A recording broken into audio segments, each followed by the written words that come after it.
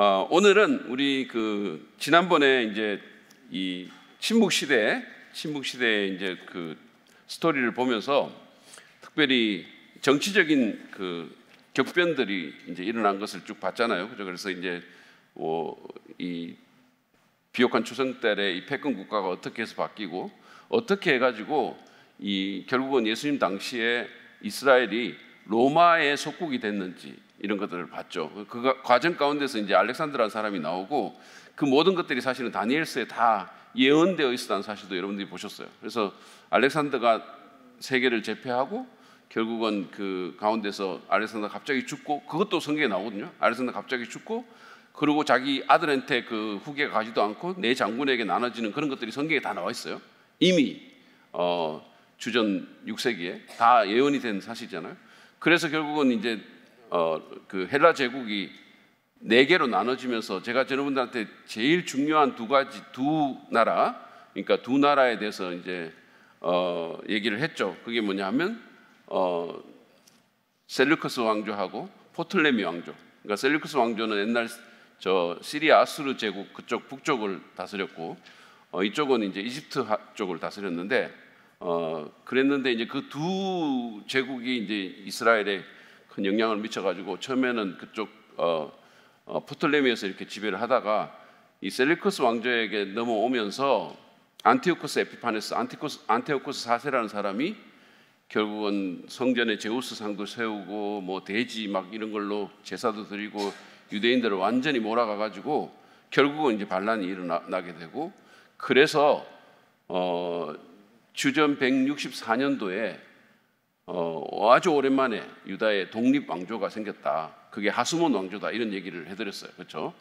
하스몬 왕조가 생겼고 그 하스몬 왕조가 이제 쭉 한 64년도까지, 주전 64년도까지 이렇게 쭉 이어집니다. 근데 그때 당시에 이 하스몬 왕조는 특징이 뭐냐 하면 왕이 대제사장을 겸직을 하는 거예요. 그렇게 해가지고 이제 왔는데, 자, 오늘은 이제 그래서 이제 그 과정 가운데서 이제 나온 얘기들을 우리가 좀 봤고, 그 다음에 뭐 열심당원이라는 사람들이 또 어떻게 나왔는지, 정치적 당파로서 어떻게 나왔는지 그것도 봤죠. 봤는데 오늘은 이제 그 정치적인 당파 가운데 헤롯 당 얘기를 좀 하도록 하겠습니다. 자, 이 헤롯 가문은 이둠의 에돔 사람이라고 그랬죠. 에돔 사람인데 이 하스몬 왕조가 그러니까 이두메를 정복하면서 그 나라 사람들을 강제로 개종을 시킵니다. 그래가지고 다 강제로 할례받게 만들고 이런 식으로 하죠. 그래서 이 헤롯 가문도 마찬가지로 에돔 사람이지만 강제로 유대교로 개종된 그런 사람들이고, 이 사람들은 정치적으로는 굉장히 타협주의자들이고 실리주의자들. 그러니까 자기 뭐 정치적인 이념이나 이런 게 아니라 기회주의자죠. 자기 이렇게 힘센 편에 갖다 붙고 이런 식으로 해가지고 계속해서 생존해 왔던 그런 사람들입니다. 자, 이 헤롯 땅의 가장 유명한 사람은 헤롯 대왕인데, 이 헤롯 대왕 얘기를 하기 전에 그 사람 아버지 안티파테르라는 사람, 안티파테르 얘기를 할 필요가 있는데, 왜냐하면 이 사람이 원래 하스몬 왕조의 힐카누스 2세라는 왕이 있을 때 총리를 지낸 사람이에요. 이 안티파테르가. 그런데 이 힐카누스 2세하고 아리스토블루스 2세라는 사람이 둘 다 이제 형제간이에요. 형제간인데 어머니가 살로메라는 여자인데 그 어머니가 죽고 나서 서로 막 이렇게 다툽니다. 왕권을 놓고 권력 다툼을 해요. 그래가지고 내전이 6년이나 계속이 되니까 이 안티파테르가, 헤롯의 아버지가 자기가 모시고 있던 힐카누스 2세를 위해서 폼페이우스라는 로마의 집정관 한테 이렇게 얘기를 해가지고 그의 지지를 얻어내요. 그래서 폼페이우스가 이거를 기회로 해가지고 예루살렘을 침공을 합니다. 그래서 아리스토블루스 2세를 축출을 해버리고, 그리고는 결국은 유다가 로마의 속국이 되게 만드는 거예요.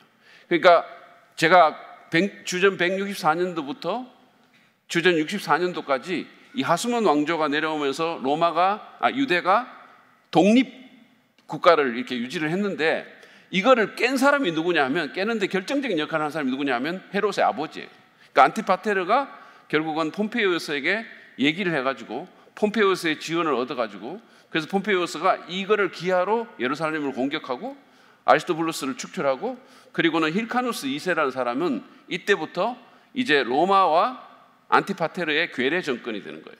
그러니까 말하자면 뭐라 그러죠? 이렇게 퍼펫이 되는 거죠. 그래가지고 결국은 이제 그 하스몬 왕조가 몰락을 향해서 갑니다. 그리고 안티파테르는 나중에 율리우스 시저 가이사르, 우리가 잘 아는 그 율리우스 가이사르와 폼페이우스가 전쟁을 하거든요. 그 전쟁을 원래는 이 사람들이 삼두 체제를 이루고 있다가 결국은 이제 전쟁을 하게 돼요. 전쟁을 해가지고 이 전쟁을 할 때 율리우스 시저 편에 서게 되는 거죠. 그래가지고 이 사람은 기가 막히게 누구에게 힘이 있는지를 너무 잘 알고 그쪽을 이렇게 선택을 해가지고 살아남습니다. 그래서 폼페이우스가 지게 되고 율리우스 가이사르가 로마의 실권자가 되죠. 그 후에 이제 그의 지지를 얻어서 유대의 총독으로 부임을 합니다. 그래서 이제 총독으로 부임을 해가지고 활동을 하는 거죠. 그러니까 최고 권력자가, 유대에서 말하자면 최고 권력자가 되는데 성공하는 거죠. 그래가지고 활동을 하다가 주전 43년도에 의문의 독사를 정적에게 독사를 당해요. 그래서 암살을 당하는 거죠. 그래서 자기가 꿈꿨던 왕은 못 되는데 그 아들이 유대의 왕이 됩니다. 자, 이게 이제 헤롯 대왕이라는 사람인데, 이 헤롯 왕은 주전 37년부터 시작해서 주전 4년까지 다스린 사람이에요. 사진 한번 보여주시죠.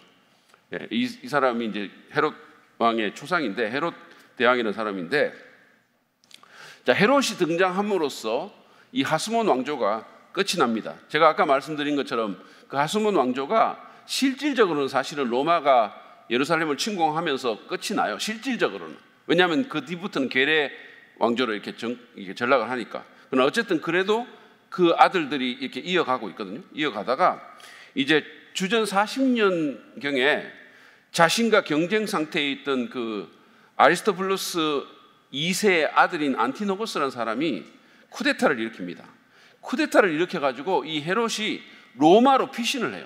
로마로 피신을 해가지고 로마에서 이 옥타비우누스에게 유대의 왕이라는 칭호를 받고 주전 37년도에 다시 군대를 거느리고 와가지고, 그래서 그 안티노고스를 완전히 몰아내버립니다. 몰아내고 실질적으로 유대의 왕이 돼요, 이 헤롯이. 그리고 그 전에 이 마리암느라는 그 하스몬과의 공주하고 결혼을 해요.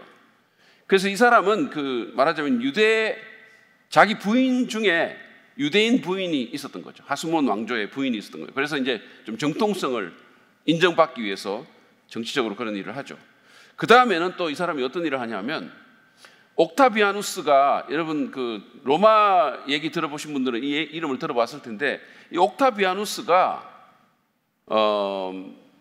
결국은 로마 황제가 돼가지고 아우구스투스 황제가 돼요. 성경에 나오는 그 천하로 그 인구 조사를 해라고 말했던 그 사람이 되는데, 아우구스투스는 로마의 초대 황제입니다. 그 전까지는 로마는 공화정이었어요. 왕이 없었고 공화정이었습니다. 그러니까 로마 제국의 초대 황제가 되는 사람이 옥타비아누스인데, 자, 이 옥타비아누스가 마르크스 안토니우스, 그 다음에 클레오파트라, 이 두 연합군하고 전쟁을 해요.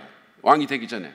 그래서 전쟁을 해가지고 결국은 그들을 몰아내고, 그래서 그 클레오파트라가, 제가 지난번에 얘기한 것처럼 클레오파트라는 이집트 쪽에 있었지만 그리스 사람이에요. 그리스 사람인데, 자, 이 사람이 자결을 합니다. 뱀을 이렇게 해가지고 뱀에 물려서 자결하고, 그리고 이제 안토니우스도 죽게 되는데 자살을 해요. 그걸 보고 아주 그 극적인 그런 자살을 합니다. 그러니까 이 두 사이에서 헤롯은 원래는 안토니우스 편에 섰던 사람이에요. 자기가 옥타비우누스에게 이렇게 왕 칭호를 받고 이렇게 했지만 계속 안토니우스를 지지를 했습니다. 왜냐하면 클레오파트라와 안토니우스의 연합군이 훨씬 더 강할 걸로 본 거죠. 그래서 결국은 이 사람들이 로마 제국을 차지할 거라고 생각했는데 자신의 생각과는 달리 옥타비아누스가 악티움 해전에서 이긴 거예요.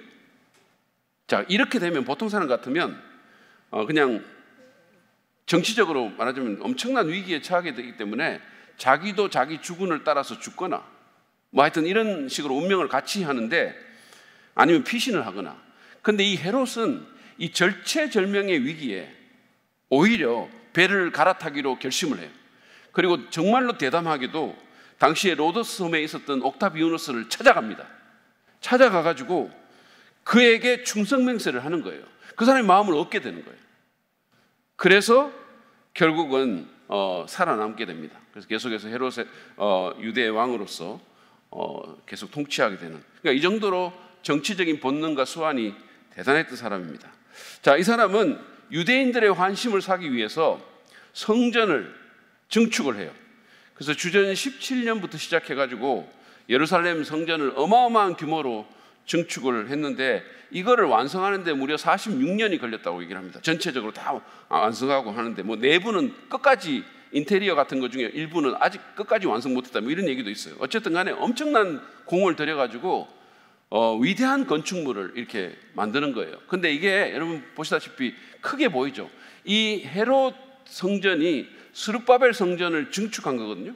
근데 이게 솔로몬 성전보다 2배는 더 돼요. 그러니까 이게 사이즈를 비교하면 여기 보시면 작은 게 솔로몬 성전이고 큰 게 헤롯 성전이에요.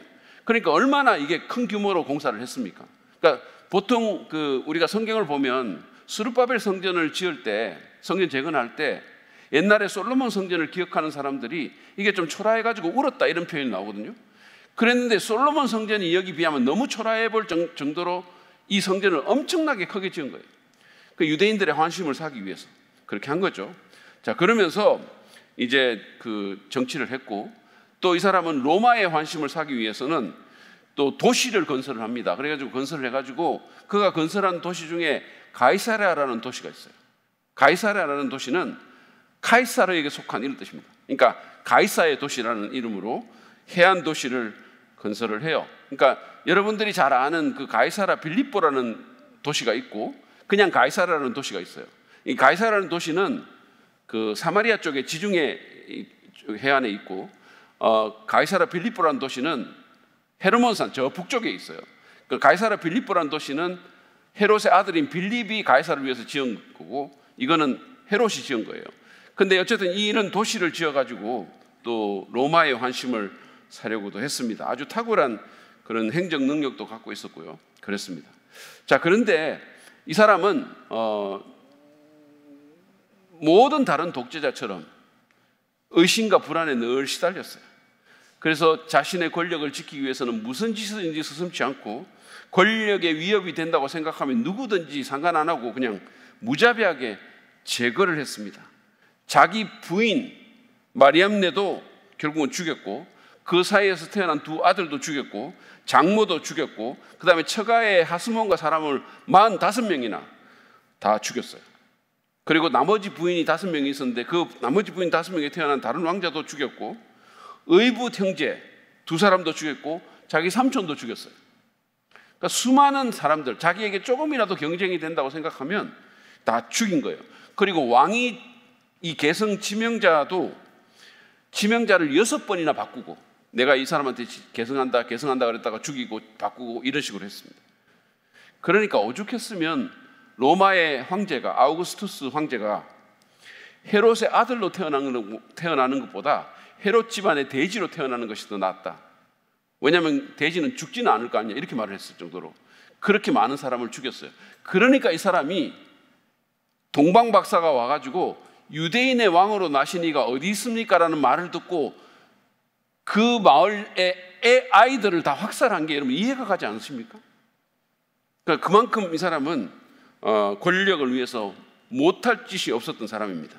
그것이 우리에게 알려진 그의 가장 큰 만행이죠. 수많은 만행 중에서 가장 큰 만행이 바로 베들레헴 인근의 아이들을 학살한 그런 일입니다. 마태복음 2장 16절에 이렇게 되어 있죠. 헤롯은 박사들에게 속은 것을 알고 몹시 노하였다. 그는 사람을 보내어 그 박사들에게 알아본 때를 기준으로 베들레헴과 그 가까운 온 지역에 사는 2살짜리로부터 그 아래의 사내 아이들을 모조리 죽였다. 이렇게. 그러니까 이걸 우리가 이렇게 보면 이 무슨 광기냐 이렇게 생각하는데 헤롯이 지금까지 해왔던 걸 보면 이해가 가는 거예요. 거기다가 이 헤롯이 이 사람이 유대교로 개종을 했고 그랬기 때문에 이거는 이제 학살하는 장면을 그린 그림인데 헤롯이 유대교로 개종을 했기 때문에 메시아 사상을 알고 있었거든요. 그러니까 여러분 마태복음에 보면 동방박사가 가지고 유대인의 왕으로 나신 이가 어디 있냐고 물었을 때 이 사람이 제일 먼저 한 일이 뭐냐면 율법 학자들을 불러가 가지고 야 왕이 어디서 나냐고 물었어요. 구약 성경에. 그래서 미가서 5장 2절에 있는 베들레헴이라고 얘기를 해준 거예요. 율법 학자들이. 그러니까 그걸 안 거죠. 자, 이게 왕이라는 게 이게 보통 왕이 아니다. 이건 메시아다. 이렇게 본 거죠. 그러니까 그 싹을 완전히 잘라버리려고 그 지역의 아이들을 완전히 학살을 하는 그런 일을 했습니다. 자, 이 사람의 죽음은 그가 예수님이 탄생한 후 얼마 있지 않아서 죽게 됩니다. 요세푸스는 유대인 역사가인 요세푸스는 그가 평생 우울증과 편집증에 시달리다가 괴저와 만성 신장병으로 그가 여리고에서 죽었다 이렇게 얘기를 해요. 그리고 이제 이 사람이 죽고 나서 이 나라가 자신의 세 아들의 손에 떨어집니다. 아들이 7이 있었는데 뭐 다 죽고 뭐 이래가지고 세 아들이 결국 이제 이걸 물려받아요. 그래서 유대와 사마리아와 에돔은 아켈라오라는 아들에게 가고 갈릴리와 베레아 지역은 안티파스, 헤롯 안티파스에게 가고 그 북쪽에 있는 그 이둘의 드라고닉 지방은 빌립에게 갑니다. 이 세 명은 다 배다른 형제인데 여러분들이 지금 지도를 보시면 여기가 아켈라오가 다스리는 지역이에요. 그리고 요 초록색이 이제 헤롯 안디바가 다스리는 이 나중에 이제 이 헤롯 안티파스는 예수님이 십자가 처형당할 때 활약했던 사람이에요. 그리고 이제 여기가 이제 빌립이라는 사람이 다스리던 이런 식으로 이제 나눠지게 됩니다. 자, 그러면 이제 헤롯의 그 아들 중에 아켈라오라는 사람부터 먼저 보죠. 헤롯 아켈라오. 자, 이 사람은 자기 아버지가 죽고 나서 이제 유대 지방을 다스렸죠. 아까 우리가 지도에 보면 유대 쪽에 이제 그 중심부를 다스렸던 사람이에요. 자, 마태복음 2장 22절에 보면 이 사람 이름이 나옵니다. 보시죠. 그러나 요셉은 아켈라오가 그 아버지 헤롯을 이어서 유대 지방의 왕이 되었다는 말을 듣고 그곳으로 가기를 두려워하였다. 그는 꿈의 지시를 받고 갈릴 지방으로 물러가서 이렇게 됐어요. 자, 헤롯은 죽고 여러분들이 그 스토리를 잘 아시잖아요. 동방박사가 오고 나서 지시를 받아가지고 이집트로 요셉 그 식구가 이제 피신을 하잖아요. 피신을 하고 그리고 이제 그 후에 헤롯이 그 인근의 아이들을 다 죽입니다. 헤롯 대왕이 다 죽이고 그리고 헤롯이 죽죠.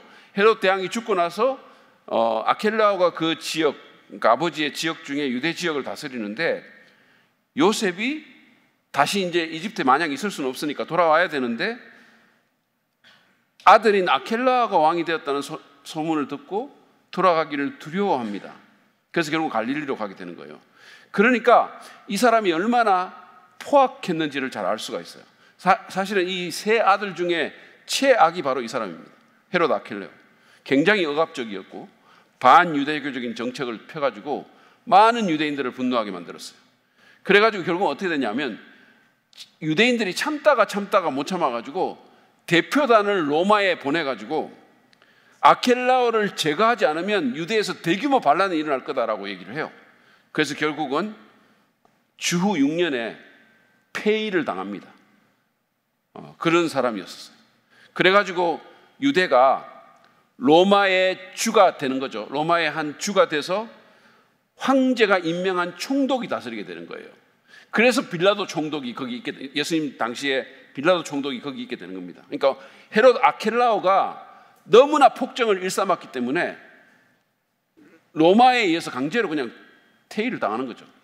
그래서 여러분들이 예수님의 십자가 사건 그 얘기를 읽어보면 이 갈릴리 지방에 그 분봉왕 헤롯은 계속 있는데 이쪽은 총독이 있었잖아요. 빌라도 총독이 있었잖아요. 그렇죠? 그 이유가 바로 여기에 있는 거예요. 그러니까 이 사람이 강제 폐위를 당해가지고 결국은 로마 총독이 와서 다스리게 됩니다. 자, 그 다음에 두 번째로 분봉왕 헤롯을 보면 우리가 분봉왕 헤롯으로 잘 알고 있고 예수님의 십자가 사건 때 등장하는, 그리고 예수님이 여우라고 말하기도 했던 그 헤롯이 바로 이 헤롯입니다. 이 사람은 헤롯의 둘째 아들인데 아까 우리가 지도에서 본 것처럼 그 갈릴리 쪽, 그쪽을 다스린, 베레아 쪽, 이런 쪽을 다스린 사람입니다. 예수님의 공생의 기간 동안에 이 사람이 이 지역의 왕이었어요. 예수님의 공생의 기간 동안에 여기를 다스렸기 때문에 성경에 복음서에 제일 많이 등장하는 그런 인물이기도 하죠. 그래서 이제 그게 바로 헤롯 안티파스라는 사람이에요. 그래서 복음서 관련 구절을 보면 이거는 그 중에 몇 개인데 마가복음 6장 14절에서 28절에 보면 침례 요한이 죽게 될 때 그 요한을 붙잡아 와가지고 그 살로메 그 딸에게 이렇게 춤추게 하고 목 잘라가지고 죽인 그때 이 사람이 그 헤롯이고요. 그 다음에 또 누가복음 13장 31절 32절에 보면 예수님이 그 여우에게 이렇게 말했던 그 헤롯이기도 하고요. 그 다음에 누가복음 23장에 보면 빌라도와 함께 이렇게 서로 막 예수님을 주고받았던 사람이 바로 이 헤롯입니다. 그래서 누가복음 23장 6절에서 8절을 보시죠. 빌라도가 이 말을 듣고서 물었다. 이 사람이, 그러니까 예수를 말하는 거죠. 이 사람이 갈릴리 사람이요? 예수가 갈릴리 사람이냐 물었어요. 그는 예수가 헤롯의 관할에 속한 것을 알고서 예수를 헤롯에게 보냈는데 마침 그때 헤롯이 예루살렘에 있었다. 헤롯은 예수를 보고 매우 기뻐하였다. 그는 예수의 소문을 들었으므로 오래전부터 예수를 보고자 하였고 또 그는 예수가 어떤 기적을 일으키는 것을 보고 싶어 했다. 이렇게 얘기했어요. 그러니까 예수님이 그러니까 재판받고 이렇게 했을 때 그때가 언제입니까? 유대의 절기 중에 뭐였죠? 유월절 절기잖아요. 예수님이 유월절 어린 양으로 죽었잖아요. 그러니까 유대의 유월절 절기니까 헤롯이 갈릴리 지방의 분봉왕이었지만 성전이 있던 예루살렘으로 와 있었던 거예요. 왜냐하면 모든 유대교 신자들은 유월절 때 다 예루살렘으로 오니까. 그러니까 예루살렘에 마침 와 있었던 거예요. 마침 와 있었는데 이 사람이 갈릴리 사람이라는 걸 빌라도가 알게 되고 나서는 그쪽 관할이다 해가지고 넘겨버리는 거죠. 근데 마침 그때 헤롯이 예루살렘에 있어가지고 서로 왔다 갔다 하면서, 그래서 성경에 보면 두 사람이 서로 원수였는데 이때는 친구가 된다라고 얘기를 해요. 왜냐하면 권력 다툼을 하고 서로 이루고 있었으니까 어르렁거리고 있었는데 이 일을 기회로 해서 서로 친구가 된다, 이렇게 성경이 말하고 있어요. 이게 바로 그 사람입니다. 자, 이 사람의 업적과 사생활을 보면 이 사람은 헤롯의 아들 중에 제일 능력이 있었던 사람이고 아버지처럼 대단한 건축의 업적을 많이 남겼어요.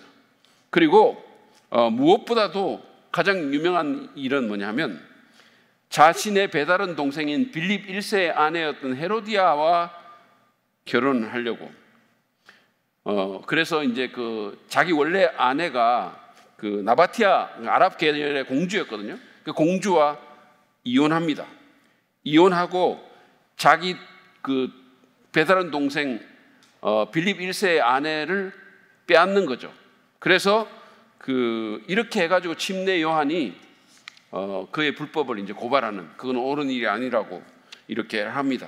요세푸스에 의하면 이 헤롯 안디바가 요한이 계속 이제 고발을 하는데 눈에 가시처럼 여겨졌을 거 아니겠어요? 그런데도 불구하고 이 침례자 요한의 인기가 너무 컸기 때문에 밀란이 날 것을 두려워해가지고 그래서 이렇게 망설이다가 이제 기회를 잡아가지고 그를 감옥에 넣는다라고 됐어요. 자, 마가복음 6장 17절 18절에 보면 이렇게 되어 있습니다. 헤롯은 요한을 잡아오게 하여서 옥에 가둔 일이 있었다. 헤롯이 자기와 형제가 아닌 빌립의 아내 헤로디아 때문에 그렇게 했던 것이다. 헤롯이 그 여자를 아내로 맞았으므로 요한이 헤롯에게 형제의 아내를 차지하는 것은 옳지 않다고 말해왔기 때문이다 라는 이 스토리가 있죠. 그 외에도 쭉 이제 스토리 보면 뭐 희한한 게 다 나오고 살로메 그 헤로디아의 딸인 살로메를 불러가지고 춤추게 하고 기분이 너무 좋아가지고 네가 원하는 건 다 해주겠다. 뭐를 원하냐 그러니까 자기 어머니가 요한의 목을 원한다고 말해라 이렇게 해가지고 결국 요한이 죽게 되죠. 자, 침례 요한의 죽음에 대한 그림을 보시죠. 없습니까? 그림이 있을 텐데요. 목 나오는 그림을 한번 보여드리고 싶은데, 예, 어쨌든 그러면 좋습니다. 자, 이 사람의 폐위와 죽음을 보면 주 37년에, 그러니까 이제 이 사람의 전처가 누구냐 하면 나바테아의 왕의 공주라 그랬잖아요. 그러니까 그 아버지, 그러니까 자기가 이혼한 그 옛날 장인이 누구냐 하면 아레타스 4세라는 사람인데, 이 사람이 얼마나 열을 받았겠어요. 자기 딸을 그렇게 내버리고 이렇게 했으니까 얼마나 열을 받았겠냐고. 그러니까 그 사람이 공격을 해요. 그래가지고 엄청 타격을 받습니다. 그리고 주 39년도에 이제 헤로디아가, 자기 아내죠, 헤로디아가, 조금 이따 우리가 보게 되는 아그리파 1세, 헤롯 아그리파 1세라고 있는데, 그 사람이 헤로디아의 남동생이에요. 남동생인데 자기 남동생이 엄청나게 이제 커지니까 시기를 합니다. 시기를 해가지고, 그래서 자기 남편인 그 헤롯 안티파스와 함께 자기 남동생을 제거하려고 해요. 제거하려고 했는데 오히려 역공을 당해가지고, 그래서 로마 황제 갈리오라는 사람이 있습니다. 칼리구라라고 하는데 그 사람에 의해서 폐위당해가지고 결국은 유배를 가서 죽게 돼요, 이 헤롯 안티파스가. 자, 그 다음에 이제 우리가 분봉왕 빌립이라는 사람, 헤롯의 아들 중에 또 빌립이라는 아들입니다. 분봉왕 빌립인데 우리가 지도에서 본 것처럼 북쪽을 다스렸던 사람이에요. 자, 이 사람은 헤롯 빌립 2세입니다. 그러니까 여러분들이 헤롯이 빌립의 자기 형제 빌립의 아내 헤로디아를 뺏어왔다라고 했을 때 그 빌립은 이 빌립이 아니에요. 이 빌립은 2세, 헤롯 빌립 2세고, 그 뺏어왔던 그 빌립은 1세인데 그 빌립은 아무런 공직을 맡지를 않고 있었어요. 그러니까 이 빌립은 이제 분봉왕입니다. 자, 그런데 이 사람은, 이 빌립도 헤롯 대왕의 아들로 로마에서 자라났고, 아버지의 유언에 따라서 이렇게 그 북동부, 팔레스타인 북동부 지역, 이 둘의 드라고닛 이 지역을 맡아가지고 그쪽에 분봉왕이 되는 거죠. 그래가지고 죽을 때까지 37년 동안 이 지역을 다스립니다. 이 사람은 성품적으로는 세 아들 중에 제일 나았어요. 온건했고 공의롭게 다스렸습니다. 그리고 굉장히 친로마적이었어요.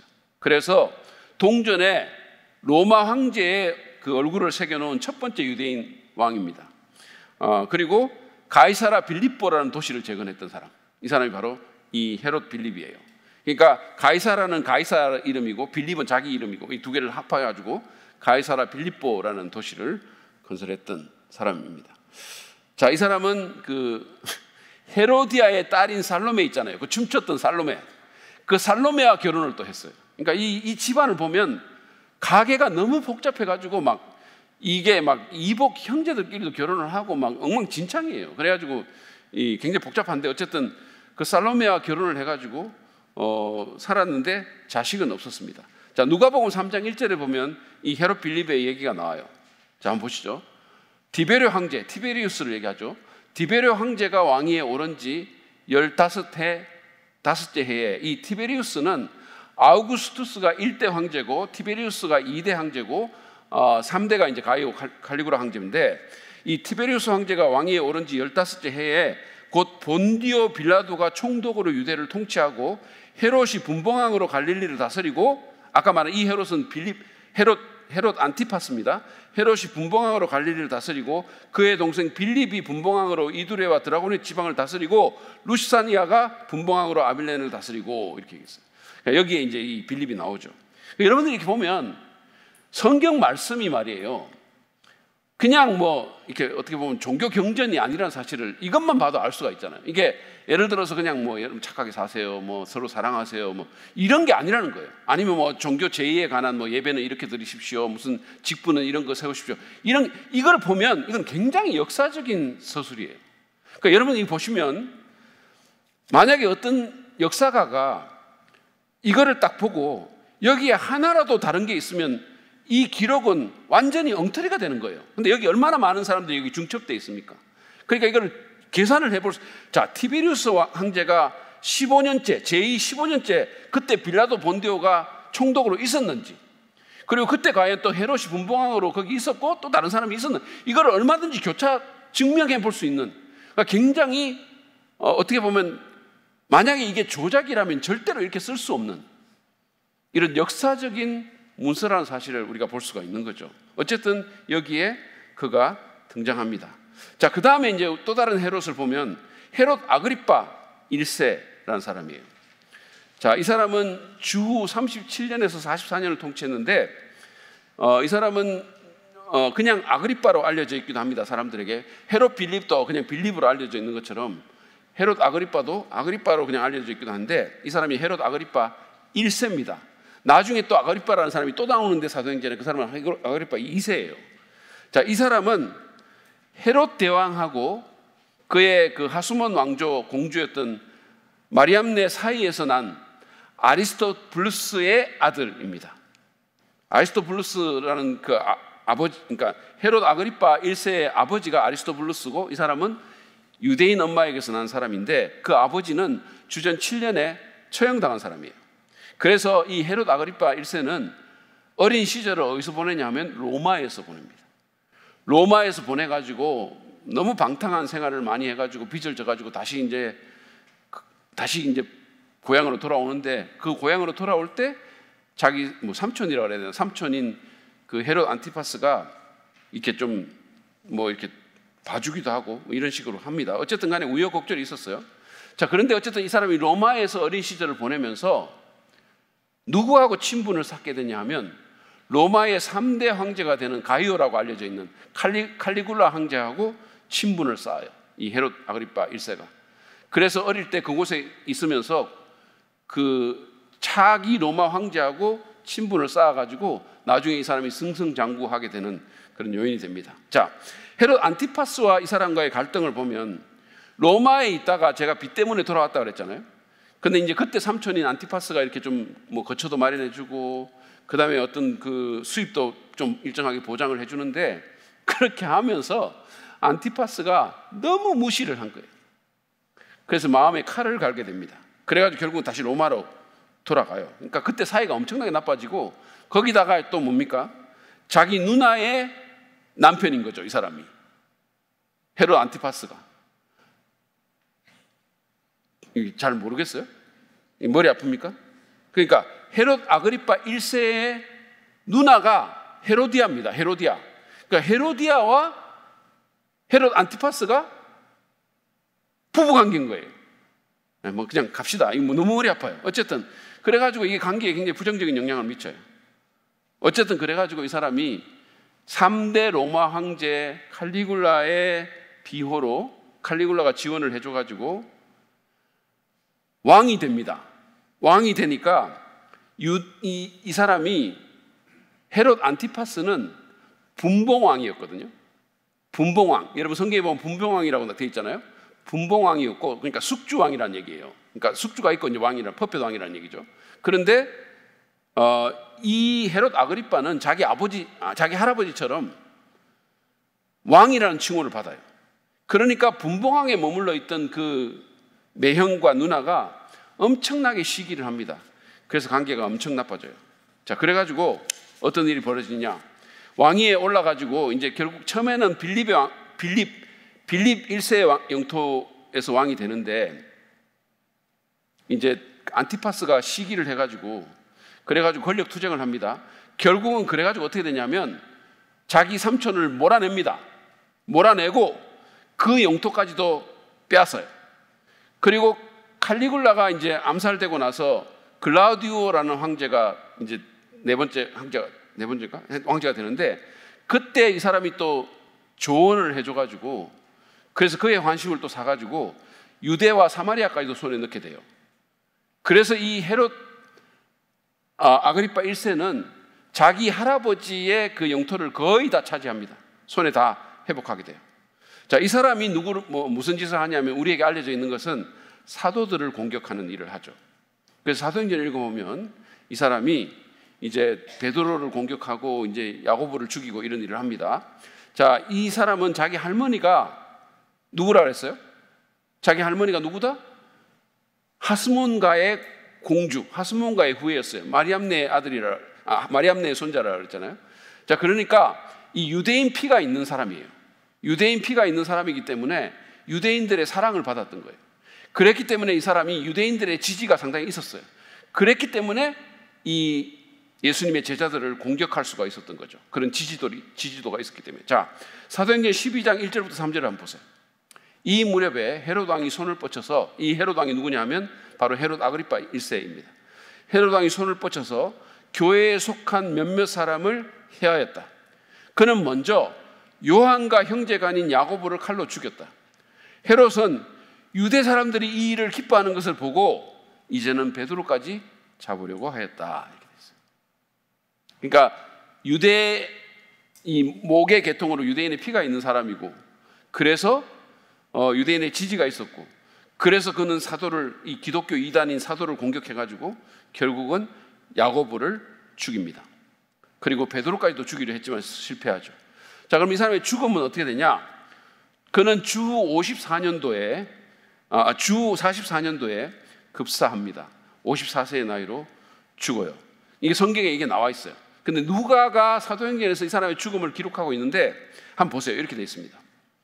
사도행전 12장 20절에서 23절이에요. 지정된 날에 헤롯이 용포를 걸쳐 입고, 아그리빠입니다. 헤롯이 용포를 걸쳐 입고 왕자에 자정하여 그들에게 연설하였다. 그때 군중이 신의 소리다, 사람의 소리가 아니다 하고 외쳤다. 그러자 즉시로 주님의 천사가 헤롯을 내리쳤다. 헤롯이 하나님께 영광을 돌리지 않았기 때문이다. 그는 벌레에게 먹혀서 죽고 말았다. 완전히 승승장구하고 로마 황제의 지원을 대대로 걸쳐 입으면서 자기 할아버지의 영토를 거의 다 회복했던, 정말 잘 나가던 왕이, 그래서 그 힘으로 유대인들의 지지도 받아가지고 사도들을 죽인 이 사람이 자기를 신으로 칭하는 그 말에 하나님께 영광을 돌리지 않고, 그래서 결국은 벌레에게 먹혀서 갑자기 죽었습니다. 이런 최후를 맞게 되는 거예요. 그런데 이거를 누가만 이렇게 말하는 게 아니라 요세푸스가 그렇게 말을 하는 거예요. 여러분, 요세푸스라는 유대인 역사가는 로마 시민권자고, 로마에 나중에 그 로마 황제에게 입양되는 사람인가 그래요. 근데 이제 이 요세푸스는 기독교인이 아닙니다. 기독교인은 그냥 역사가예요. 근데 이 사람이 어떻게 기록했는지를 보세요. 요세푸스의 책에 나온 말입니다. 그 축제의 두 번째 날에 아그리빠 왕은, 이 헤롯을 얘기하죠, 순은으로 참으로 멋진 의복을 입고 새벽에 원형극장으로 들어갔다. 태양 강선이 찬란하게 비치자 그 옷은 신비한 빛을 발하기 시작했고, 그 반짝임을 바라본 사람들은 기묘한 두려움과 경의를 느꼈다. 아첨꾼들은 아그리빠 왕을 신이라고 부르면서 사방에서 목소리를 높였다. 왕은 갑자기 음습한 강한 고통으로 인하여 복부를 움켜잡았다. 왕은 54세, 즉위한 지 7년 되는 해에 세상을 떠났다. 이렇게 했어요. 여러분, 누가의 기록이 너무 정확하지 않습니까? 이 요세푸스가 기록한 거하고 누가가 사도행전에서 기록한 것이 너무 잘 맞는 거예요. 이렇게 해서 그는 죽었어요. 역사의 무대에서 사라집니다. 자, 이 사람의 자녀를 보면 그에게는 아그리빠라는 유일한 아들이 있었습니다. 그리고 이게 이제 나중에 헤롯 아그리빠 2세가 되는 거예요. 그리고 버니게와 드루실라라는 두 딸이 있었어요. 근데 이 드루실라라는 딸은 나중에 여러분들이 사도행전 읽으신 분은 아마 기억하실 텐데 벨릭스 총독이라는 총독의 세 번째 아내가 되고, 그 다음에 버니게는 자기 그 아들 아그리빠 2세하고 계속 같이 붙어서 다닙니다. 어쨌든 자, 이 사람이 갑자기 이렇게 죽었어요. 갑자기 죽었는데 그때 아들인 아그리빠 2세는 나이가 17살인 거예요. 나이가 17살밖에 안 되니까 어떻게 되냐면 로마에서 개입을 해가지고 다시 로마 총독을 파송을 해요. 그래가지고 다시 이 유대가 로마의 총독의 관할 하에 들어갑니다. 그러니까 아그리빠 때는 그러니까 황제들이 완전히 이 사람 뒤를 봐주면서 이 사람이 다스렸는데, 이 사람이 죽고 나서 그 아들이 다스리기에는 너무 아들이 어린 거죠. 그러니까 총독을 다시 보냅니다. 그래서 헤롯 아그리빠 2세는 다시 분봉왕이 되는 거예요. 그래서 자, 이 사람은 주후 27년생인데 이제 즉위하는 과정을 보면 아버지가 죽었을 때, 아버지가 워낙 갑작스럽게 죽었잖아요. 그러니까 이때 이 사람이 어디에 있었냐면 로마에 있었어요. 그러니까 헤롯의 가족들은 어릴 때 로마로 유학을 가가지고 로마에서 이렇게 정치도 배우고 여러 가지를 배워요. 그 로마에서 대접을 받으면서. 그래서 이 사람도 로마에 있었습니다. 그리고 이제 나이가 너무 어리니까 이제 유다 총독을 파견해가지고 이제 그런 체제로 로마가 유다를 다스리고, 그리고 나서 몇 년 있다가 글라디오 황제가 그에게 빌립의 영토를 물려주는 거죠. 그리고 이제 네로가 황제가 됐을 때 네로가 또 영토를 좀 더해 줍니다. 갈릴리 지역의 땅도 그에게 주죠. 그래서 이제 이 사람이 자신의 수도, 그 지역 수도가 가이사라 빌립보였는데 이 수도를 네로니아라는 이름으로 바꿔버려요. 네로에게 아첨하기 위해 가지고 네로니아라는 이름으로 바꾸면서 네로에게 충성을 합니다. 자, 이 아그리파 2세는 근친상간 의혹이 있었어요. 이 사람은 사생활이 굉장히 건전하지 못했고 2명의 아내가 있었다라고 말을 하는데 확실치 않아요. 근데 자기 여동생 버니게라는 여동생이 원래 결혼을 했는데 그 남편이 죽으니까 계속 그 오빠하고 같이 있었던 거예요. 계속 오빠하고 같이 있으면서 왕비처럼 따라다니는 거죠. 어디를 가든지. 그래서 성경에 보면 사도행전 25장 23절에 그 가이사라에서 사도 바울을 만났을 때도 이 아그리파 2세는 버니게하고 같이 있었어요. 그래서 유대인들이 이 사람을 근친상간했다고 그렇게 의심을 하고 굉장히 싫어했습니다. 자, 예루살렘이 멸망한 후에는 그럼 이 사람이 어떻게 되냐? 여러분이 알다시피 이 예루살렘은 주후 70년에 그 티투스 장군의 침략을 받아가지고 완전히 멸망하죠. 성전도 다 불타고 그런 일이 있잖아요. 자, 그거를 제1차 유대 로마 전쟁이라고 이렇게 말을 합니다. 그런데 이때 이 헤롯 아그리파 2세가 로마와 동맹을 맺어가지고 오히려 군사적인 지원을 해줘요. 그래가지고 로마가 예루살렘을 멸망시키는데 일조를 합니다. 그러니까 친로마 정책을 펴는 거죠. 그래가지고 주 70년에 예루살렘이 멸망한 후에도 그는 자신의 영토에서 계속해서 얼마간 다스립니다. 그러다가 나중에는 이제 로마로 가서 주 100년에 로마에서 죽어요. 이 사람은 헤롯 왕조의 마지막 왕이었습니다. 그가 이제 죽고 나서는 헤롯 가문은 없어집니다. 자, 사도행전에 이 사람 그 묘사가 나오는 걸 보면 AD 60년, 주 60년경에 이 사람이 이제 그 새로 부임한 베스도 총독을 문안하려고 가이사라 지역에 가요. 그러니까 가이사라 빌립보 북쪽이 아니라 지중해 연안에 있는 가이사라에 갑니다. 자기 할아버지가 지었던 증조 할아버지가 지었던 그 도시죠. 거기 가서 여러 날을 묵었어요.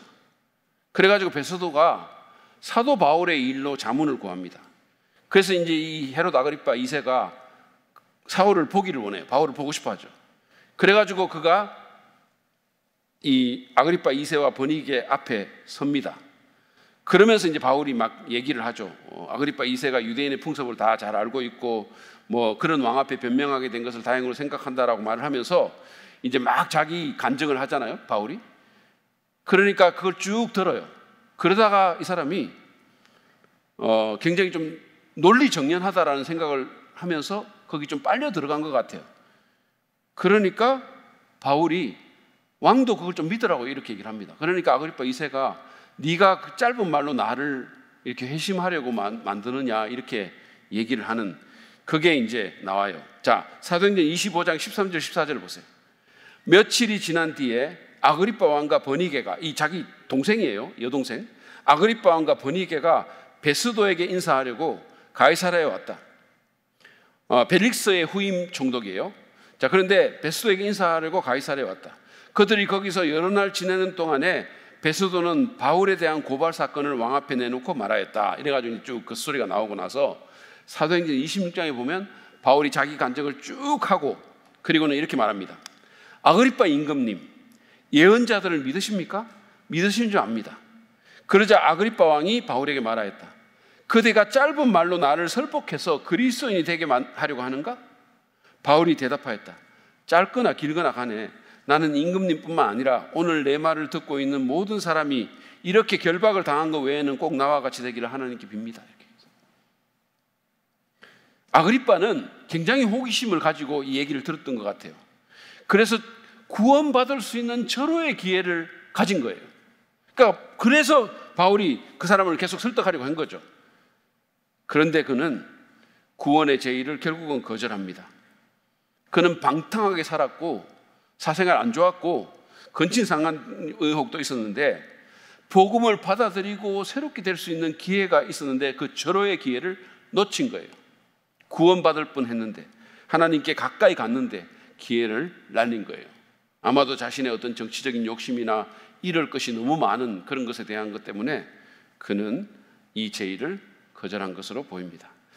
자, 이렇게 해서 이제 헤롯 가문의 얘기가 끝이 나요. 그리고 여러분들이 이제 이 얘기를 통해서 조금 복잡한 부분은 있지만 어쨌든 헤롯이 성경에 나오는 수많은 헤롯이 있다는 사실을 알게 되셨을 것이고 그 헤롯들이 다 어떤 일들을 했는지를 대충은 이제 들었을 거예요. 자, 그러면 넘어가기 전에 헤롯 가문의 가계도를 보시면 여러분들의 노트에도 이게 있어요. 자, 그 가계도를 한번 쭉 훑어 보십시오.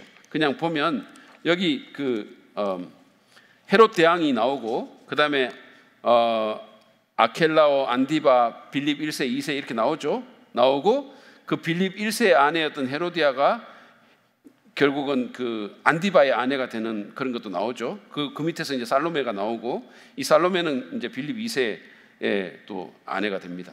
그리고 헤롯 아그리파 1세는 아리스토블루스 4세라는 그러니까 마리암네 그러니까 유대인 하스몬 왕조 공주 소생이에요. 거기서부터 헤롯 아그리파 1세, 2세가 나옵니다. 자, 이런 식으로 가계도가 있고 조금 복잡한 가계도가 있는데 그거는 한번 보여주세요. 이거는 잘 안 보이실 거예요.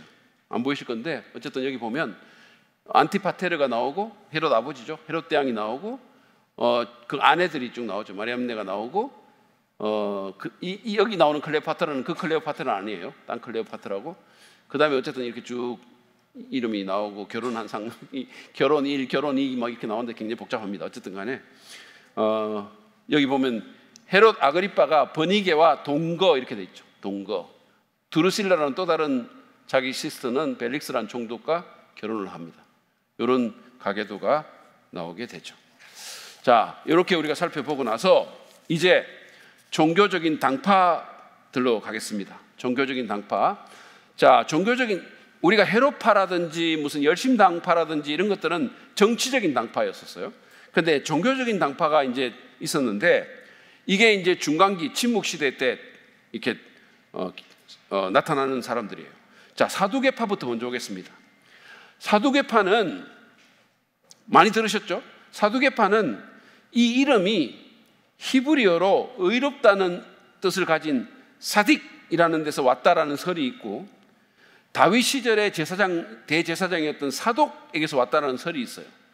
뭐가 정확한지는 아무도 모르지만 더 많은 지지를 받는 의견은 사독에게서 왔다라는 설입니다. 왜냐하면 이 사람들이 사독의 후예들이니까요. 그러니까 이 후자가 더 설득력이 있는 사두개파라는 것이 사독이라는 그 이름에게서 왔다라는 거고요. 이 사람은 마카비 왕조, 마카비 후에 하스몬 왕조죠. 이 하스몬 왕조 때 제사장직을 장악했던 그룹이기도 했어요. 그러니까 종교적인 권력층들이었죠. 이 사람들은 예수님 당시에 막강한 영향력을 행사하다가 언제 사라지느냐 하면 예루살렘 성전이 불에 타고 나서 사라집니다. 왜냐하면 이 사람들이 제사장 그룹이었기 때문에 성전을 장악하고 있었는데 성전이 불타버렸으니까 장악할 게 없잖아요. 그러니까 기반이 다 무너지고 없어져요. 자, 이 사람들의 영향력을 보면 이들은 소수였습니다. 그렇게 숫자가 많지는 않았어요. 그리고 굉장히 엘리트 계층이었고 아까 말한 것처럼 성전을 장악한 지배 계층이었습니다. 성경에 보면 사도행전에도 많이 보이는데 예수님 당시에 이 사람들이 대제사장 당파로서 이렇게 힘을 써요. 그래서 사도행전 5장 17절에 보면 이렇게 되어 있습니다. 대제사장과 그의 지지자들인 사두개파 사람들이 모두 시기심이 가득 차서 들고 일어나 이렇게. 그러니까 예수님의 사도들이 엄청난 인기를 얻고 사람들이 막 그걸 따라가고, 왜냐하면 예수님이 부활하셨다 그러고, 그리고 빈 무덤이 거기 증거가 있잖아요. 그러니까 엄청난 사람들이 그를 따라가니까 시기심을 느꼈다 이렇게 됐어요. 시기심을 느꼈다. 여러분, 이거 제가 부활에 대한 얘기를 할 때도 말씀드렸지만 사두개파는요 막강한 정치적인 권력을 쥐고 있는 사람이에요. 그리고 빌라도도 마찬가지. 그러니까 이 사람들은 굉장한 권력층이었기 때문에 예루살렘에서 예수님의 제자들이 예수가 부활하셨다라고 말을 했을 때 빈 무덤을 찾아가지고 공개하면 이 운동이 끝이 나잖아요. 그건 못했어요. 왜? 무덤이 비어 있으니까. 그러니까 못한 거죠. 그러니까 그들이 할 수 있는 것은 시기심밖에 없었다는 거예요. 자, 그 다음에 사도행전 23장 1절에 보면 또 이런 게 나옵니다. 바울이 의회원들을 주목하고 말하였다. 이 의회원은 산헤드린 공회를 얘기합니다. 그런데 바울이 그들의 한 부분은 사두개파 사람이요 한 부분은 바리새파 사람인 것을 알고서 의회에서 큰 소리로 말하였다. 이렇게 됐어요. 그러니까 이 사두개파 사람들은 대제사장 그룹에도 들어가 있었고, 그 다음에 유대의 권력적인 산헤드린 거기도 들어가 있었단 말이에요. 그러니까 오늘날로 치면 뭐 국회, 그 다음에 정당, 그러니까 정치 이런 데 다 들어가 있었던 사람인데, 이 그룹들이 예수님의 제자들이 예수가 십자가에서 얼마 전에 못 박혀 죽었던 예수가 부활하셨다라고 돌아다닐 때 그 증거를 제시하지 못하고 놔둔 것은 예수님의 무덤이 비어 있었다는 결론밖에 없는 거예요. 자, 이 사람들은 성전을 수단으로 해가지고 막강한 정치 경제적인 영향력을 행사했던 사람입니다. 그리고 자기들의 그 기득권 유지를 위해 가지고 성전 제사 제도를 굉장히 엄격하게 철저하게 준수할 것을 강조를 했는데, 그에 반해서 뭐 해당 예배라든지 말씀 공부 같은 거는 강조를 안 했어요. 오직 성전 제사, 왜냐하면 거기서 자기들의 권력이 나오고 돈이 나오니까. 그리고 일상생활에서는 현실 권력과 타협하면서 자기들은 그 헬라 세계의 영향을 받는 그런 위선적인 이중적인 삶을 살았습니다. 그래서 갈수록 세속적이고 정치적이고 부유한 그런 사람들이었었어요. 자, 이 사두개파의 신학을 보면 이렇습니다. 첫째, 인간의 자유의지를 긍정했고 영혼은 몸과 함께 멸한다라고 믿었어요. 이건 요세푸스가 말한 겁니다.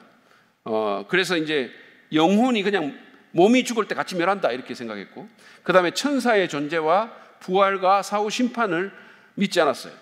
사도행전 23장 8절에 보면 이렇게 되어 있습니다. 사두개파 사람들은 부활도 천사도 영도 없다고 했다. 이렇게. 유대인이었는데 이 사람들은 부활도 안 믿었고 천사도 안 믿었고 영도 안 믿었어요.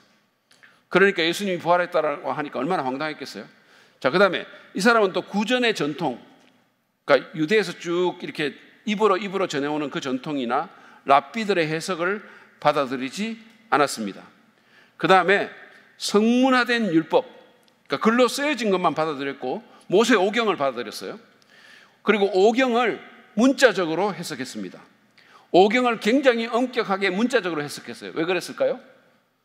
성전 제사 제도를 엄격하게 보존하기 위해서 그랬던 거예요.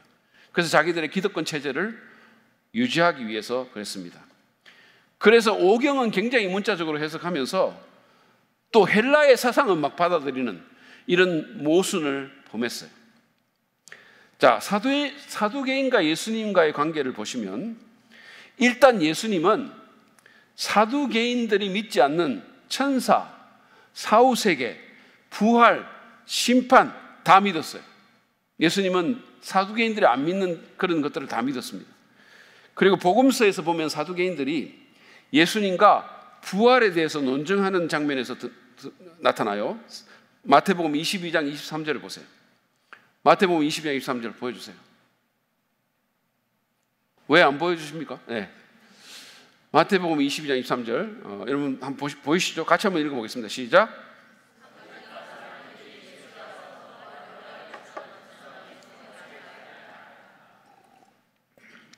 자, 여기 보면 사두개파 사람들이 예수님께 와서 부활이 없다라고 주장합니다. 여러분, 우리가 이렇게 생각하잖아요. 그 당시에 유대인들은 부활을 다 믿었을 거라고 생각을 해요. 그 당시에 유대인들은 그때는 뭐 지금 같은 과학 시대가 아니니까, 그러니까 뭐 죽었던 사람이 부활했다 그러니까 사람들이 순진하게 믿었을 거라고 생각하잖아요. 유대인들 안 믿었어요. 사두개인들 부활 자체를 아예 안 믿었어요. 바리새인들도 부활을 어떻게 생각했냐면 마지막 때 일제히 부활하는 것을 믿었지만 개개인이 부활하는 거 안 믿었어요. 유대인들은 신앙에 의해서 부활을 안 믿었던 사람들이에요. 그러니까 일단은 유대인들이 예수가 부활했다라고 말할 때 그게 얼마나 황당하게 들렸겠어요. 안 믿었어요. 그런데 그 수많은 유대인들이 부활을 받아들인 것은 무엇 때문이다? 증거가 있었으니까 받아들인 거죠. 어떻게 할 수가 없었던 거죠, 자기들도. 자, 그래서 어쨌든 이 사람들 그랬습니다. 그래가지고 예수님과 이 부활에 대한 논쟁을 하면서 뭐 누구 형제가 있었는데 그 아내가 죽으면 또 다른 뭐 이런 얘기를 쭉 해요. 누구의 아내가 되겠습니까? 부활했을 때 뭐 이런 얘기를 하죠. 그 다음에 또 이 예수님과 사두개파는 항상 이렇게 잘 부딪혔어요. 마태복음 16장 1절을 보면 바리새파 사람들과 사두개파 사람들이 와서 예수를 시험하느라고 하늘로부터 내리는 표징을 자기들에게 보여달라고 요청했다. 이런 구절도 나옵니다. 그리고 무엇보다도 이게 이제 직접적으로 언급되어 있지는 않은데 너무 유명한 사건이 있어요. 그게 뭐냐면 예수님이 성전에 들어가가지고 거기서 장사하는 사람들 다 내쫓았는 거 있잖아요. 거기 막 예수님 엄청 흥분하셔가지고 막 그 뒤집어 엎고 막 이렇게 하면서 막 내 아버지의 기도하는 집을 말하자면 강도의 구렬로 만들지 말라라고 하면서 예수님이 굉장히 막 이렇게 분노하신 그런 장면이 있죠. 이거는 우리가 이렇게 생각하면 어떤 사람들은 이렇게 생각하거든요. 아, 성전에서 장사하는 것 때문에 예수님이 그렇게 화를 내셨구나 이렇게 생각해요. 그래서 교회에서 바자회 같은 거 하면 안 된다 이렇게 생각합니다. 그게 아니에요. 그런 의미가 아닙니다. 그것 때문에 예수님이 화나신 게 아니에요. 여러분 이게 왜 화가 났냐 하면요. 일단 그 성전에 이제 오면 이 사람들이 유대인들이 보통 그 당시에 이제 로마 화폐 그 다음에 헬라 화폐 이런 걸 썼는데 성전에는 유대 화폐만 받았기 때문에 그걸 바꿔야 돼요. 환전을 해야 됩니다. 환전을 해야 되고 그뿐만 아니라 무슨 이렇게 재물 같은 것도 멀리서부터 끌고 올 수가 없잖아요. 그러니까 다 이제 절기 때 위에서부터 오고 하는데 그 당시에 도보로 여행하는데 뭐 어떻게 데리고 옵니까? 그러니까 거기 와서 이제 재물을 돈 주고 사고 이렇게 한 거예요. 그러니까 제사 드리는 자들의 편의를 위해 가지고 그 당시에 대제사장이 거기서 매매하는 것을 허락을 해준 거죠. 원래는 좋은 뜻으로 해준 거예요. 그런데 이거를 하면서 어떻게 환전하면서 완전히 그냥 착취를 한 거죠. 엄청나게 착취하고 웃돈 붙이고 막 이런 걸 한 거예요. 자, 이게 있는데 이 돈이 누구한테 들어간다? 장사들 자신도 먹겠지만 누구한테 간다? 그 위에 지배하고 있는 사두개인들한테 가는 거예요. 그러니까 예수님이 이 일을 한 거는 이거는 어떻게 보면 그냥 장사들하고 싸운 게 아니고 그 당시에 최대 권력층에게 싸운 거예요. 그러니까 엄청난 용기를 갖고 하신 일이에요. 지배계층들, 기득권층들, 그 부패한 사람들에게 예수님이 지금 도전하신 거거든요. 맨몸으로, 단신으로. 그뿐만이 아닙니다. 또 다른 의미가 있는데 그게 뭐냐 하면 이 사람들이 매매하던 그곳이 어디냐 하면 이방인들의 뜰이에요. 이방인들의 뜰. 그러니까 이방인들의 뜰은 뭡니까? 이방인들이 와서 하나님께 기도하고 하나님께 나아가는 곳이에요. 근데 그거를 완전히 여기 이 장사치들이 점령을 해가지고 이방인들이 하나님께 오는 것을 가로막아 버린 거예요. 그래서 예수님이 뭐라고 얘기했냐면 만민의 기도하는 집을 강도에 구르려 만드냐 이렇게 얘기를 한 거예요. 그래서 예수님이 그토록 화가 난 것입니다. 왜 너희들이 하나님 모르는 사람들이 하나님께 나오려고 하는 그 길을 가로막고 있냐? 터져도 저거 할 텐데. 이런 의미예요. 그러니까 이 두 가지 의미가 있는 겁니다. 하나는 부패한 그 당시의 권력층인 사두개인에 대한 준엄한 심판의 메시지고 또 다른 하나는 불신자들이 주님 앞에 나오는 것을 가로막는 것에 대한 주님의 분노였었어요. 이 교회에서 장사하고 이런 의미가 아니에요. 어쨌든 간에 그래서 이 관심이 이 예수님의 행위가 사두개인들의 어떤 분노를 촉발했고 이 사람은 죽여야 되겠구나 라는 결론을 내리지 않을 수가 없었던 너무 위험한 사람이다 이렇게 됩니다. 자, 그 다음에 이제 두 번째 바리새파 사람을 보겠습니다. 자, 이 바리새파는요, 이 이름은 히브리 이런 옷을 입고 다녔어요.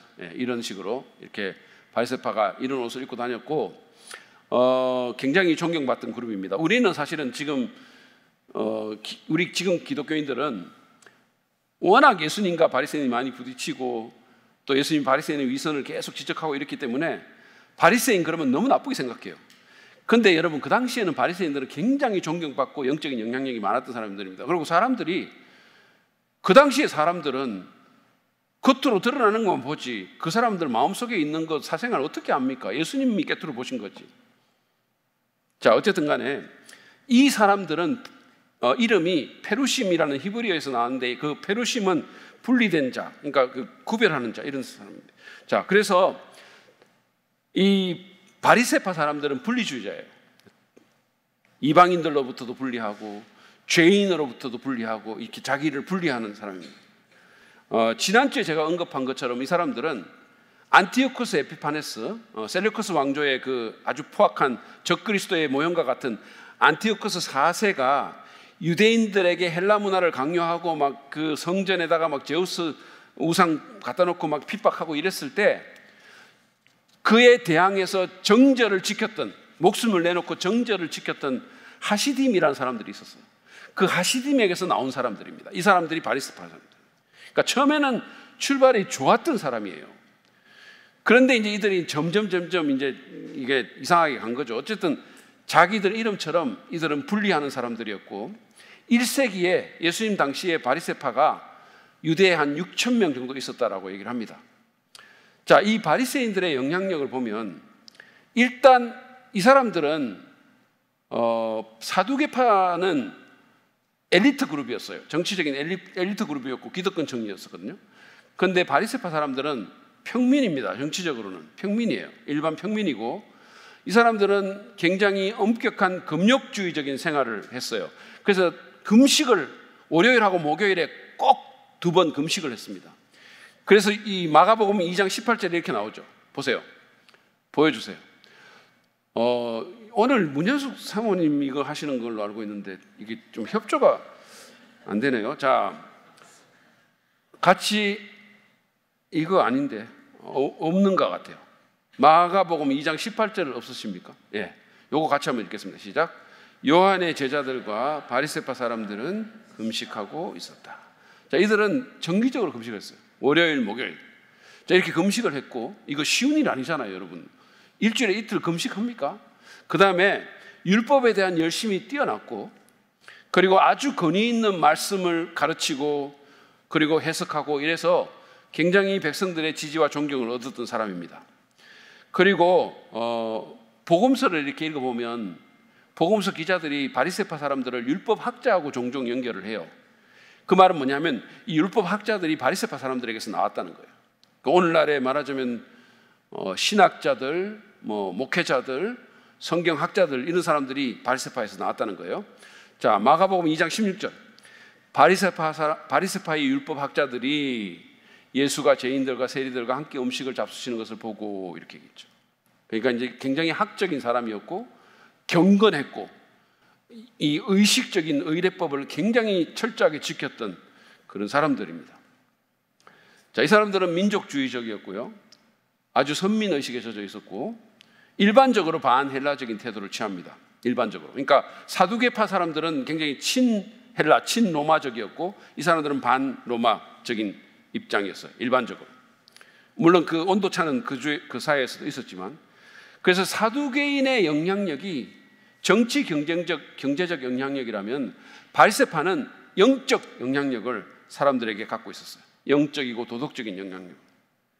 그런데 그 당시에 사람들이 다 보지 못했을지는 모르지만 예수님은 봤잖아요.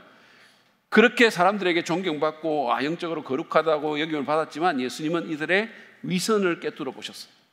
그래서 회칠한 무덤 같다라고 얘기를 했고, 자기들이 가르치는 것을 실천하지 않는 위선적인 삶을 살았고, 그 다음에 전통주의와 형식주의에 빠져 있었단 말이에요. 그래서 생명력이 없는 그런 신앙생활을 하고 있었다라는 겁니다. 자, 이들의 교리, 이들의 신학을 보죠. 첫째, 모세가 구전된 율법도 주었다고 믿었고 그것을 오경과 동일한 권위를 부여했어요. 그러니까 모세 오경이 유대인들에게는 엄청난 권위인데 이 바리새파 사람들은 어떻게 생각했냐면 모세가 글로도 썼지만 입으로도 말해서 전해오는 게 있다 이렇게 생각했어요. 그래서 그 모세가 입으로 말한 것하고 모세가 글로 쓴 것을 동일하게 권위를 줬어요. 그래서 쭉 자기들 그 대대로 그냥 전해 내려오는 것, 그것에 대해서도 엄청난 권위를 줬고 이것을 나중에 책으로 정리해가지고 모아놓은 것을 미시나라고 얘기를 해요. 미시나, 따라해 봅시다. 미시나. 네. 미슈나라고 말하기도 하고 미시나라고 말하기도 해요. 그러니까 모세가 입으로 말한 것을 정리해서 모아놓은 책이 미시나라는 책이에요. 자, 그 다음에 두 번째로 율법의 해석에 있어서는 두 파로 나눕니다. 그러니까 율법을 굉장히 엄격하게 해석하는 샴마이파가 있었고 율법을 좀 부드럽게 해석하는 할렐파가 있었습니다. 그래서 이제 이 부드럽게 해석하는 사람은 어떤 식으로 해석하냐면 눈에는 눈, 이에는 이 이게 있잖아요. 그러면 엄격하게 해석하는 사람들은 실제로 눈을 뽑아야 된다고 생각하는 거예요. 그런데 이제 부드럽게 해석하는 사람들은 눈의 값어치만 변상하면 된다. 이런 식으로 이제 해석을 부드럽게 했어요. 그래서 항상 이게 이슈에마다 온건한 해석이 있고 엄격한 해석, 이혼에 대해서도 그랬고 여러 가지 이슈에 대해서도 이 샴마이파하고 할렐파가 계속해서 이렇게 좀 서로 다른 해석을 내놨습니다. 그 다음에 이 사람들은 사두개파와는 다르게 천사, 사후세계, 부활, 심판 다 믿었어요. 근데 이 부활은 아까 제가 말한 것처럼 그냥 예수님처럼 이렇게 한 사람이 죽었다가 부활하는 그런 게 아니고 역사의 마지막 날 일제히 부활하는 것을 믿었다. 마지막 날 모든 사람이 최종적으로 부활하는 그거를 믿었지 예수님처럼 그렇게 부활하는 것을 믿지는 않았어요. 그러니까 쉽게 얘기하면 그 당시에 유대인들은 예수님처럼 그렇게 부활하는 것은 누구도 안 믿었다 이렇게 보시면 돼요. 너무나 뜻밖의 일, 말도 안 되는 일, 유대인들이 도저히 받아들일 수 없는 일이 일어난 거예요. 그런데 그토록 받아들일 수 없는 일이 그토록 많은 유대인들에게 그토록 짧은 순간에 퍼져나간 것은 예수가 실제로 부활했기 때문이라는 말 외에는 설명이 안 돼요. 오케이? 자, 그 다음에 이들은 또한 해당 중심의 영성을 강조했습니다. 그 사두개파는 성전 중심의 영성이었다면 이들은 해당 중심의 영성, 기도라든지 율법을 공부하는 거라든지 그 다음에 또 이들은 의식법 준수, 안식일 지키는 거, 11조, 정결예법 이런 것들을 굉장히 강조를 했어요. 그래서 계속 예수님한테 그런 걸로 시비 걸었잖아요. 11조, 안식일, 먹는 거 이런 걸로 시비 많이 걸었죠. 자, 그 다음에 또 이들은 장로들의 유전이라는 그 복음서에서 말하는 장로들의 유전에도 권위를 부여했어요. 자, 제가 이렇게 아까 말씀드렸잖아요. 여러분 이거 좀 잘 들으세요. 모세가 이제 모세 오경을 글로 남겼는데 모세가 입으로도 말을 했다. 이들은 그렇게 믿고 그게 또 유대 사회에서 이렇게 전해져 내려왔어요. 모세가 말했다. 모세가 말했다. 그 전해져 내려온 것을 책으로 글로 모아놓은 것이 뭐다? 미시나라고 그랬죠. 자, 이 미시나가 있었고요. 그다음에 이 미시나에 대한, 그러니까 다시 말하면 구전된 그 율법에 대한 랍비들의 다양한 해석을 모아놓은 책을 탈무드다 이렇게 얘기를 해요. 네, 이게 탈무드입니다. 그래서 이해가 가십니까? 지금 제가 하는 말이 여러분 접수가 되세요? 그러니까 예수님이 모세가 그냥 말로 한 그 율법을 모아놓은 거는 미시나인데 거기에 대한 해석이 있을 거 아닙니까? 다양한 해석. 그 해석을 붙여서 책을 만든 게 탈무드라는 책이라는 거예요. 그런데 오늘날 한국에도 탈무드가 번역이 되는데 유대인들의 지혜를 배우라 그러고 그래서 탈무드 얘기가 막 재밌는 얘기도 많이 나오잖아요. 근데 그 한국인에게 소개된 그 탈무드는 율법의 해석에 대한 것이 아니라 그냥 조상들의 지혜 부분, 그러니까 이야기 같은 것만 모아놓은 거예요. 그러니까 탈무드의 더 많은 부분을 차지하는 것은 그 구전된 율법에 대한 랍비들의 해석입니다. 그래서 수많은 해석들이 거기에 있어요. 그걸로 그들이 자신들의 어떤 의식법 같은 거를 규정했던 그런 겁니다. 그래서 왜 당신들의 사람들은 예수님 제자에게 밀밭을 가면서 이삭을 먹느냐 이런 거를 다 거기에 근거해서 이제 예수님에게 시비를 걸었던 거죠. 자, 바리새파와 예수님의 관계를 보면 성경에서 바리새파 사람들은 예수님의 가장 맹렬한 대적이었어요. 그래서 그들은 예수님의 제자들이 이 정결예법, 의식법, 안식일 이런 거를 안 지킨다는 데에서 굉장히 분노합니다. 마태복음 15장 1절부터 3절 말씀 보시죠. 그때 예루살렘에서 바리새파 사람들과 율법학자들이 예수께 와서 말하였다. 당신의 제자들은 어찌하여 장로들의 전통을 어기는 것입니까? 그들은 빵을 먹을 때 손을 씻지 않습니다. 예수께서 그들에게 말씀하셨다. 그러면 너희는 어찌하여 너희의 전통 때문에 하나님의 계명을 어기느냐? 여기 장로들의 전통이라는 게 나오죠. 장로의 유전, 장로의 전통, 그게 바로 모세의 구전 율법에 대한 랍비들의 해석을 얘기하는 거예요. 그것이 그들에게 전통이 됐던 거죠. 자, 그 다음에 이 사람들은 또 안식일에 손이 억울하던 그 사람을 고발할 때도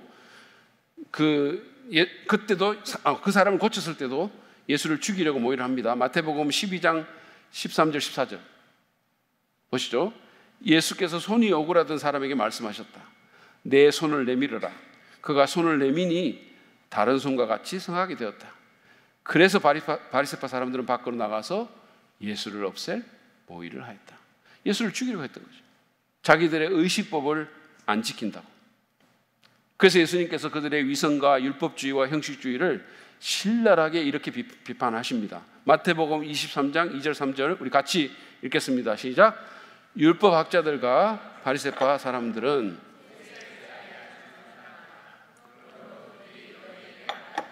무엇이든지 다 행하고 지켜라. 그러나 그들의 행실은 따르지 말아라. 그들은 말만 하고 행하지는 않는다. 예수님께서 이들은 위선자라는 거예요. 그 사람들이 말하는 거는 행하되 행실은 따르지 마라. 왜냐하면 그들은 자기 말하는 거 안 지킨다 이렇게 얘기했어요. 그래서 결국은 이들의 영향력이 이렇게 말하자면 한계가 있었던 거예요. 예수님이 종종 그들에게 위선자라고 불렀어요. 그리고 그들의 성경 해석에 대해서도 예수님이 당황스럽게 만든 일이 여러 번 있었죠. 그래서 그들이 어떻게 생각했냐? 우리가 이 사람 때문에, 이 예수라는 사람 때문에 지금까지 우리가 누려왔던 영적인 영향력과 존경을 잃어버린다라고 생각했던 거예요. 그래서 어떻게 해요? 결론은 예수를 없애자. 그러니까 이 부분에서 사두개파하고 바리새파 사람하고 헤롯 당파가 다 의견이 일치했던 거예요. 그러니까 예수는 그래서 결국은 죽음을 향해서 달려갈 수밖에 없는 거예요. 자, 이 바리새파 사람들은요, 여러분들이 이건 잘 모르실 거예요. 나중에 이제 그 로마가 몰려와가지고 예루살렘 성전을 파괴하죠. 완전히 박살납니다. 예수님이 예언하셨잖아요. 이건 돌 하나도 돌에 남지 않고 다 없어질 거라고. 그래서 예루살렘 그 아름다웠던 헤롯의 성전이 완전히 무너집니다. 그런데 그 성전이 파괴되고 나서 사두개파 없어지고요. 그 다음에 열심파도 없어져요. 왜냐하면 싸울 대상이 없어졌으니까 결국은. 그런데 바리새파는 살아남습니다. 왜냐하면 바리새파가 이때 그 로마 제국하고 협상을 해가지고 평화 지역, 자기들이 평화롭게 지내면서 자기들은 성경 연구만 하겠다, 토라 연구만 하겠다 이렇게 해가지고 타협을 해가지고 결국은 살아남습니다. 그래서 70년 전쟁 이후에 살아남는 이 종교적인 또 정파는 바리새파밖에 없어요. 그래서 이 사람들이 결국은 이들에게는 성전이 필요 없잖아요. 회당만 있으면 되니까. 원래 회당 중심의 영성이었으니까. 그래서 이들이 회당을 중심으로 하는 유대교를 형성합니다. 그래서 결국은 현대 유대교가 이 바리새파로부터 나온 거예요. 지금 현재의 유대교가. 그래서 지금도 세계 곳곳에서 회당이 있고 유대인들이 예배를 드리잖아요.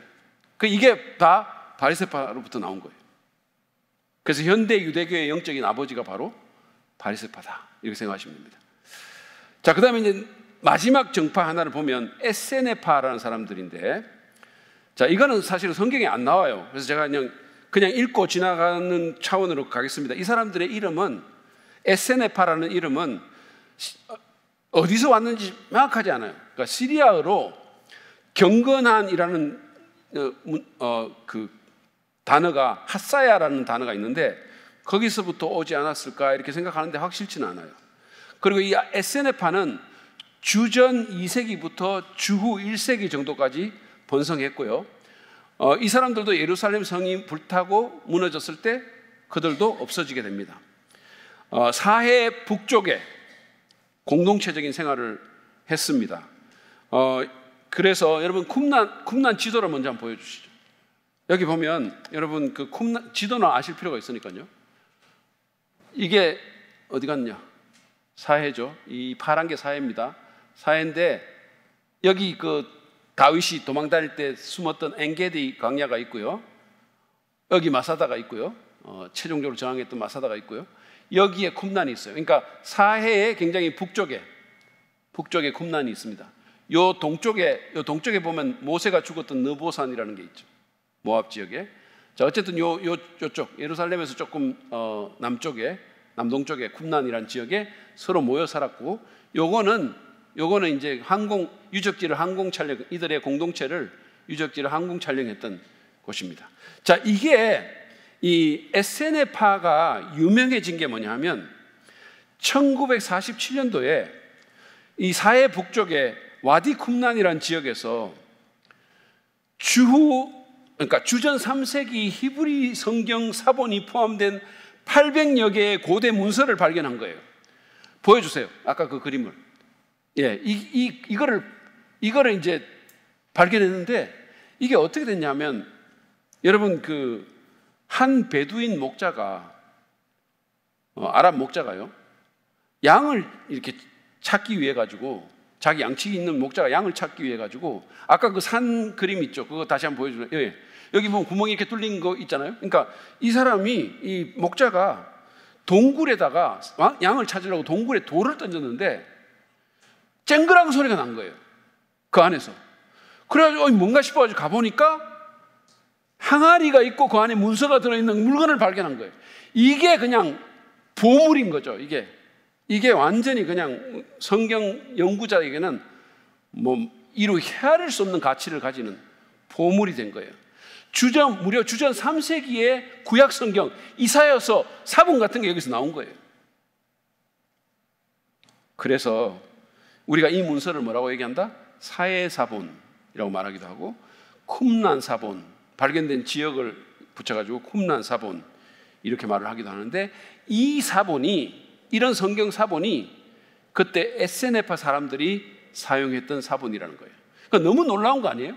여러분 전혀 놀라지 않으십니까?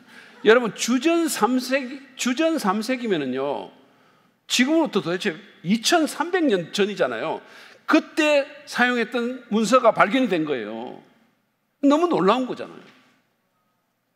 그래서 여러분 이사야서가 예수님, 적어도 이 사본이 3세기 거니까 예수님 오시기 300년 전에 이미 예수님이 십자가 처형당할 거 예언한 게 거기 다 나온다니까요. 너무 놀라운 거죠, 사실. 자, 에세네파의 특징을 한번 보시죠. 그냥 읽고 넘어가겠습니다. 그들은 타락한 도시라고 믿었던 예루살렘을 벗어나와 쿰난을 비롯한 여러 곳에서 생활했습니다. 여러분 노트에 있어요. 그들은 신비주의적이고 종말론적이고 금욕적이었습니다. 그러니까 동트기 전에 꼭 일어나가지고 기도하고 하루에 5시간씩 육체적인 노동을 했어요. 굉장히 금욕적이었고, 그들은 메시아가 곧 와서 새로운 세상을 열 것이라는 그런 메시아 사상이 있었습니다. 그 다음에 그들은 세상에서 격리된 채 공동체 생활을 했습니다. 같이 모여서 살았어요.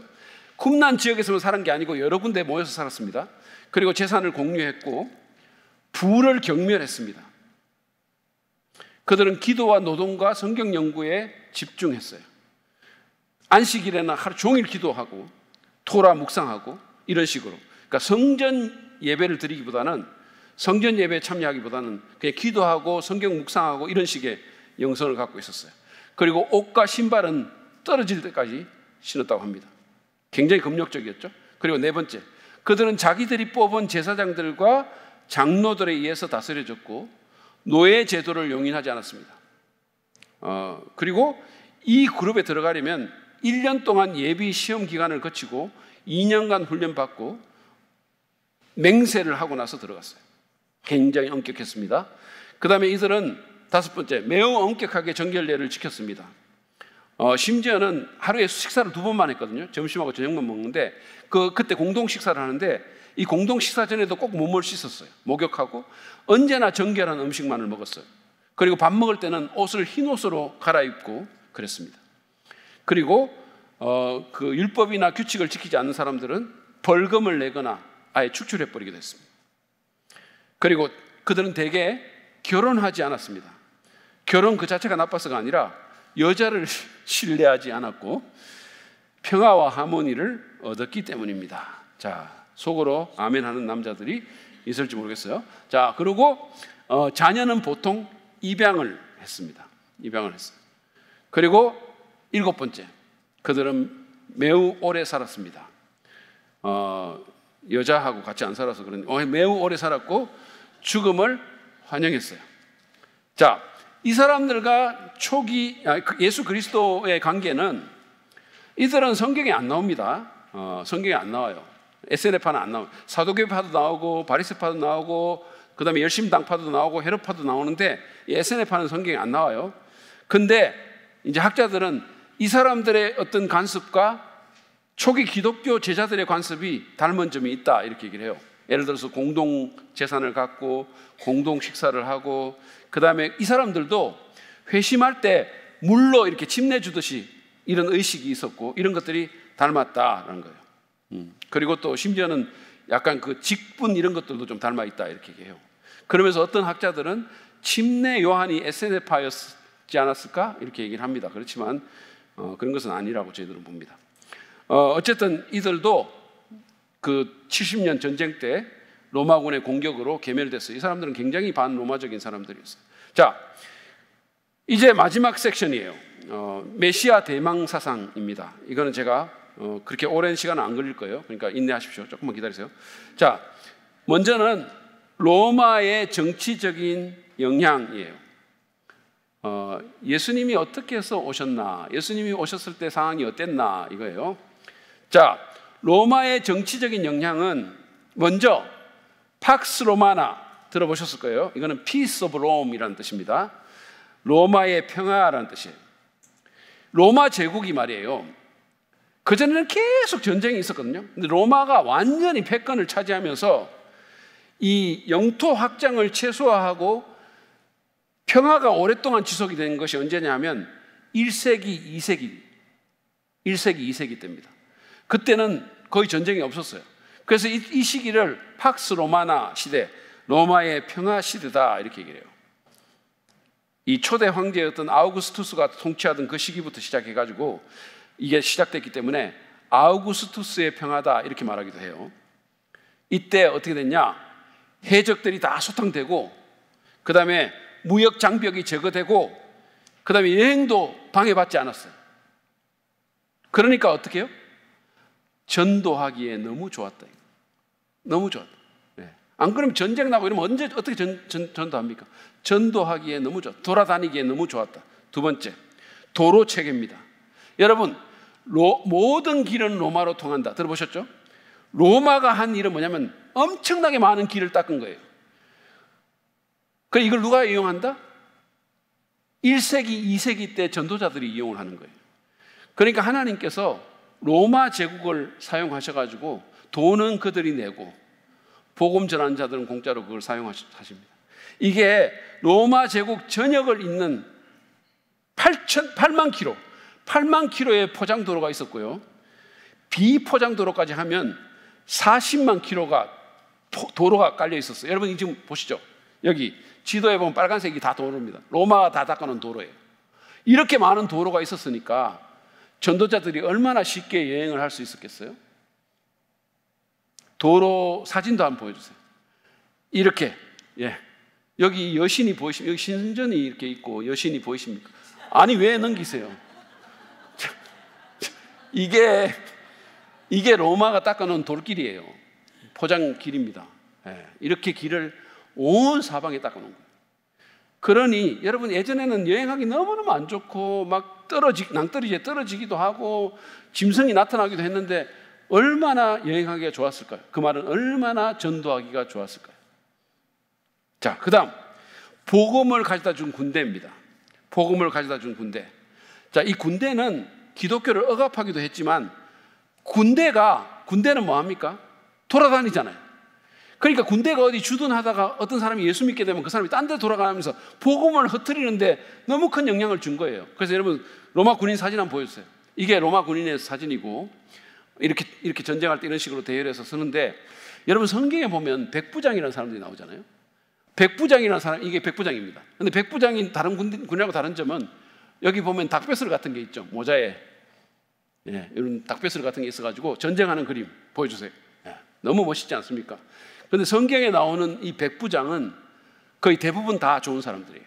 예수님에 대해서도 호의를 갖고 있었고, 그래서 그 예수님이 죽을 때도 어떤 백부장이 저 사람은 참으로 하나님의 아들이었다 이렇게 말하는 그 백부장, 그 다음에 사도 바울이 이렇게 파산당했을 때도 도와주는 백부장, 그러니까 백부장이 나오는데 이 로마 군인들이 돌아다니면서 진지를 이동하면서 복음을 전하는 그런 역사가 있었습니다. 군인들은 어디 나갔으니까요. 그 다음에 경제적인 성장입니다. 경제적인 성장. 그 당시에는 시대가 좋았기 때문에 산업, 상업 이런 것들이 발달해가지고 사람들이 이동을 많이 했고, 기독교도 그래서 당연히 그런 이동을 따라서 새 지역으로 전파될 수가 있었던 거예요. 그러니까 너무 좋은 환경이 조성이 된 겁니다. 너무 좋은 환경.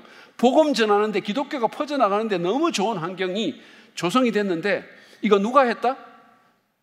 로마가 했다. 그건 맞아요. 근데 더 깊은 건 누가 하셨다? 하나님이 로마를 통해서 하신 거예요. 자, 그 다음에 헬라의 지적인 영향. 첫 번째, 헬라어를 보편적으로 사용했죠. 알렉산더가 온 사방 10년 동안 돌아다니면서 전 세계를 정복하면서 뭐를 퍼뜨렸다고 그랬어요? 헬라 문화를 퍼뜨려가지고 헬라어가 로마 시대에도 공용어가 된 거예요. 여러분, 이게 참 희한한 게 뭐냐면, 로마가 정권을 잡았는데 그러면 라틴어를 써야 될 거 아닙니까? 로마 제국의 언어니까. 근데 언어는 헬라어를 쓴 거죠. 헬라어가 세계 공용어가 된 거예요. 그래가지고 1세기까지 이 코인의 헬라어라고 그러는데, 이 시장 헬라어가 온 사방에 퍼져가지고 심지어는 팔레스타인 지역에서도 사람들이 헬라어를 썼어요. 그러니까 예수님이 유대인들 사는 팔레스타인 지역에서도 4가지 언어를 썼는데, 히브리어, 아람어, 헬라어, 그리고 어떤 사람은 라틴어를 썼어요. 그러니까 4가지 언어를 썼는데, 그 당시에 유대인들이 1세기 때 썼던 유대인들의 언어는 뭐냐? 아람어입니다. 아람어. 히브리어를 쓴 게 아니라 아람어를 썼어요.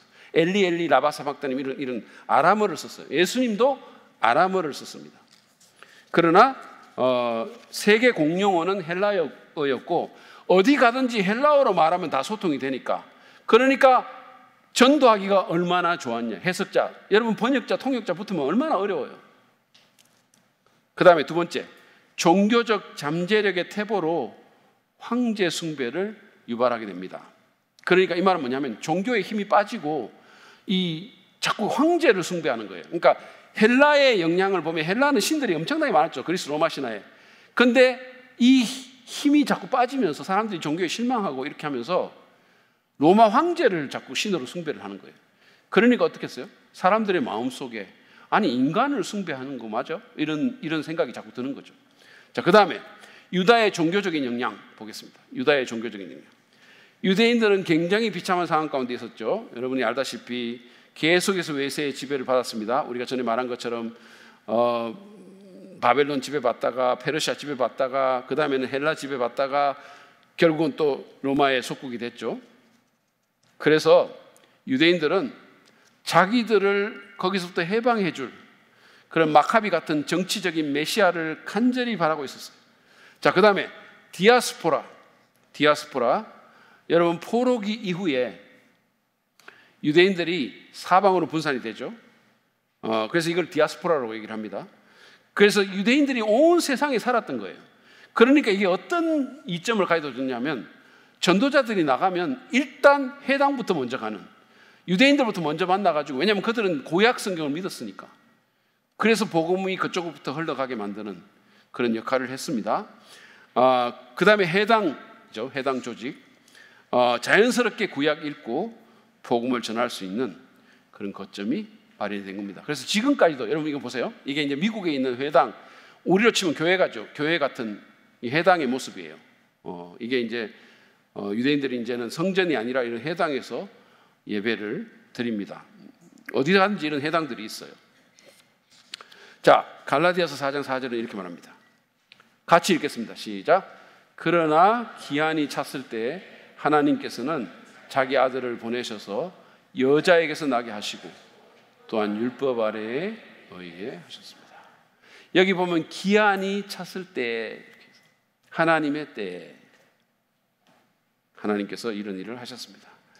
자, 그러면 제가 간단하게 이제 적용 몇 가지만 나누고 마치도록 하겠습니다. 첫째로, 하나님의 세상 경영의 초점은 우리의 구원입니다. 하나님의 세상 경영의 초점은 우리의 구원이에요. 여러분, 우리가 본 것처럼 로마가 다스리는 것 같고 헬라가 다스리는 것 같은데 누가 다스립니까? 하나님이 다스렸죠. 하나님이 이 모든 것을 주변에서 하시잖아요. 구약 성경에 다 예언되어 있어요. 그러면 그분이 왜 이렇게 다스리느냐? 뭐를 위해서 다스리느냐? 우리의 구원을 위해서 그렇게 하신다. 우리 구원을 위해서. 다른 게 아니에요. 세상 사람들이 생각할 때는 막 무슨 세상의 주권자들, CEO들 이런 사람들이 뭔가 하는 것 같지만 사실은 하나님이 우리 구원을 위해서 이 일들을 행하시고 결국은 이 일을 통해서 뭐가 나왔습니까? 예수님이 나오신 거예요. 그죠? 자, 두 번째. 우리의 종교적인 헌신이 하나님의 뜻을 반대하게 만들 수 있어요. 우리의 종교적인 헌신이 하나님의 뜻을 반대하게 만들 수 있습니다. 우리가 아까 본 것처럼 바리새파 같은 사람들이 얼마나 헌신했습니까?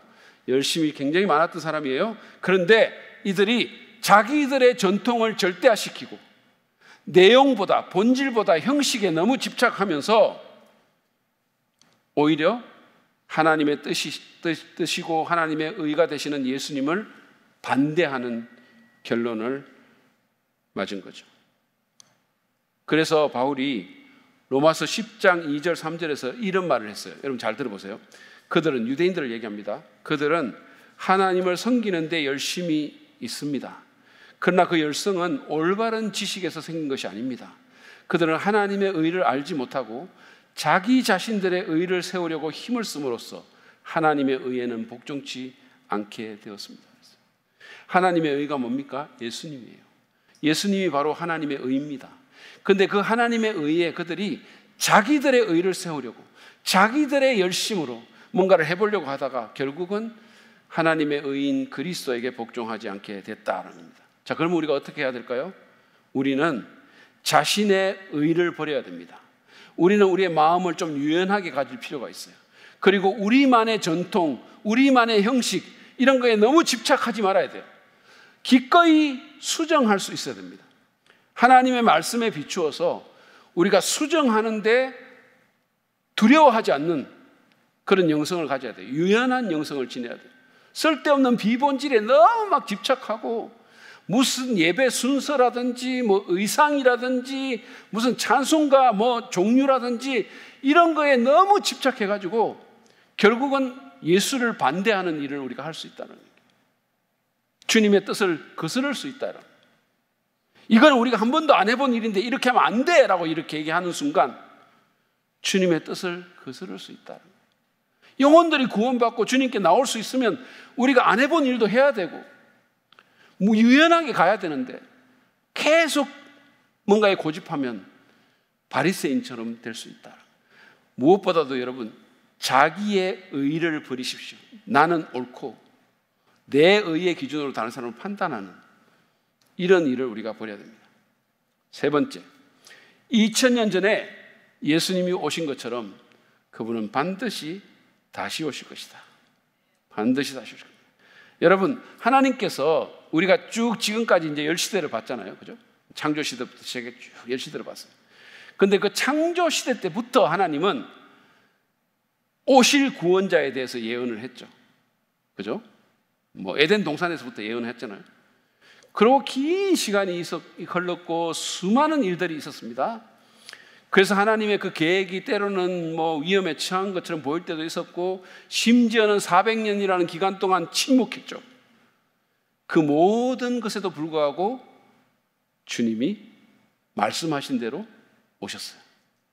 말씀하신 대로 오셨고 우리의 구원이 십자가에서 이루어진 겁니다. 마찬가지로 지금 예수님이 오시고 2000년이라는 세월이 흘렀어요. 수많은 일들이 있었고 어떻게 보면 예수님 오신다는 게 안 믿어지는 것처럼 그렇게 생각되기도 하고, 요즘은 또 이단들 때문에 재림신앙, 이 종말신앙이 굉장히 위축돼가지고 기독교인들조차도 재림이라는 말 꺼내기를 두려워해요. 그리고 하나님은 꼭 침묵하시는 것 같아요. 그러나 여러분, 2000년 전에 침묵을 깨고 예수님이 오신 것처럼 머지않은 미래에 주님이 오실 것을 믿으십시오. 주님이 오시고 우리의 구원이 완성될 것입니다. 그래서 우리가 믿음, 소망, 사랑 이거 있잖아요. 그 중에서 이 소망을 좀 회복할 필요가 있어요. 요즘 소망이 많이 사라졌어요. 소망을 좀 회복하고 소망의 인내를 하시는, 우리의 복스러운 소망이신 예수 그리스도를 기대하고 바라는 그런 삶을 사시는 저와 여러분 되시길 바랍니다. 그냥 이 땅에서 좀 더 잘 살고 뭐 여행 많이 하고 인기 얻고 이런 것만 소망하지 말고 우리의 복스러운 소망이신 예수 그리스도를 소망하며 삽시다. 주님 다시 오시옵소서. 주님 다시 오시옵소서. 이것이 나의 소망입니다. 내가 여기서 잘 되고 우리 교회 성장하고 부흥하고 이것보다도 주님 오시는 것이 나의 소망입니다. 이렇게 고백하는 우리가 되시기를 축복합니다. 이제 진짜 마지막이에요. 마지막 적용입니다. 우리는 하나님의 때가 가장 좋은 때임을 믿고 기다려야 합니다.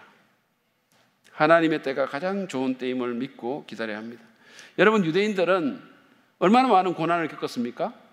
그래서 사실은 이 침묵 시간에도 하루라도 빨리 메시아가 왔으면 좋겠다, 그런 생각 얼마나 했을까요? 그런데 그 시간이 사실은 굉장히 길었죠. 400년. 그리고 침묵을 뚫고 예수님이 오셨잖아요. 근데 유대인들에게는 그게 너무 긴 시간이었을 것 같아요. 근데 성경은 뭐라고 얘기합니까? 아까 말한 것처럼 기한이 찼을 때, 하나님의 정한 때가 이르렀을 때, 이렇게 얘기했어요. 그리고 우리가 본 것처럼 그때가 가장 좋은 때였어요. 로마 제국이 나서가지고 길 다 닦아주고, 알렉산더가 나서가지고 헬라어 보편 공용어 만들고, 그때가 사람들의 마음속에 메시아 대망 사상이 싹 트고, 그때가 가장 좋은 때였습니다. 그래서 우리도 마찬가지예요. 여러분, 우리가 신앙생활 하면서 겪는 문제 중에 하나가 뭐냐 하면, 가장 어려운 문제 중에 하나가 뭐냐 하면 시간의 문제예요. 시간의 문제.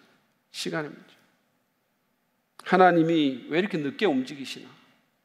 좀 이루어 주셨으면 좋겠는데 왜 이게 빨리 안 되나? 이 문제를 우리가 씨름하잖아요.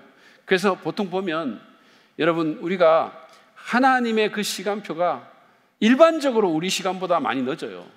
일반적으로. 근데 믿으시기 바랍니다. 하나님께는 정한 시간이 반드시 있으시고 그 시간이 가장 좋은 시간이다. 믿으십시오. 그래서 우리가 하나님을, 제가 몇 번 얘기를 했어요. 하나님을 믿는다는 것은 하나님의 시간까지도 내가 받아들인다는 의미예요.